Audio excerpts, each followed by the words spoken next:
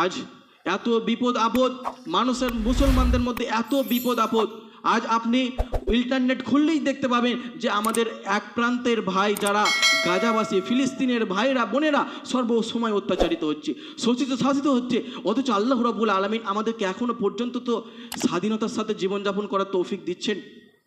এত হাজারো পাপ আমরা করছি, নামাজ ছেড়ে দিই, জাকাত দিই না, সদকা করি না, কোরআন তেলাওয়াত করি না, মানুষের সাথে ভালো ব্যবহার করি না, তারপরেও আল্লাহ রাব্বুল আলামিন আমাকে এখনো পর্যন্ত জীবিত রেখেছেন।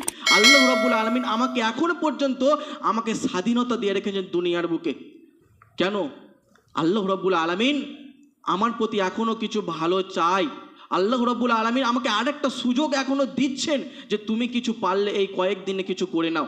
এখনো পর্যন্ত যারা হায়াতে রয়েছি, যারা অসুস্থতা নয়, যারা সুস্থতা অবস্থায় রয়েছি, এর মানে এটাই আল্লাহ রাব্বুল আলামিন আমাকে একটা এখনো পর্যন্ত সুযোগ দিয়েছেন।